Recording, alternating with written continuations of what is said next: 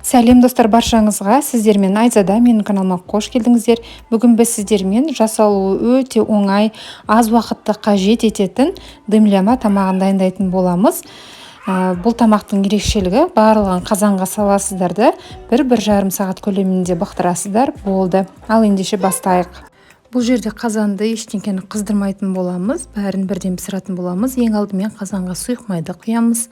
Оның үстінен туралған етімізді саламыз, сүйектерімізді саламыз.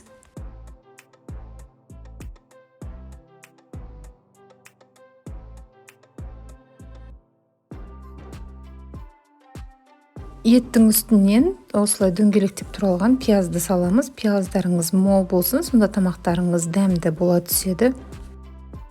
Пиязымыздың үстінен туралған сәбізді саламыз. Сіздер көлемін өз қалауларыңызша турасаңыздар болады. Мен барлығын үлкен көлемде турадым. Және де тәтті бұрышты салатын боламыз. Бұрыштан кейін бізде картоп кетеді. Картопты осылай бүтіндей салыңыздар. Чеснокты саламыз оның үстінен, және де помидор саламыз. Помидордың суы шығатын болады.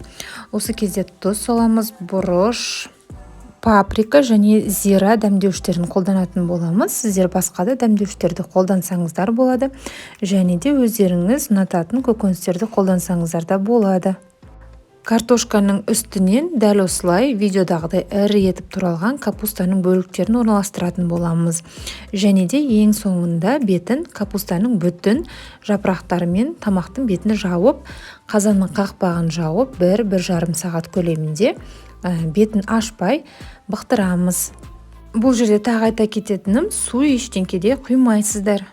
Біздің тамағымыз еттің суында және көкөністердің сөлінде пісіп шығатын болады. Дайын тамағымыз мінекей осындай болады. Алдымен табаққа бетіндегі қырыққабаттың бүтін жапырақтарын жан-жағынан қойып шығамыз.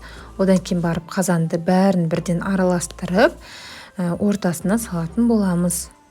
Тамағымыз тіл үйірердей дәмді болып шығады. Балаларыңызға да, отбасыларыңызға да бәріне ұнайтынына сенімдімін. Күнделікті жасасаңыз да болады. Мерекелік дастарханға жасасаңыздар да болады.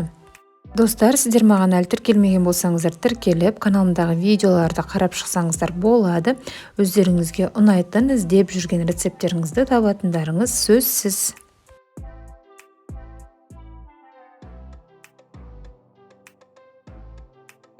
Осымен біздің кешкі ас дайын. Назар қойып видеоны соңына дейін көргендеріңізге рахмет.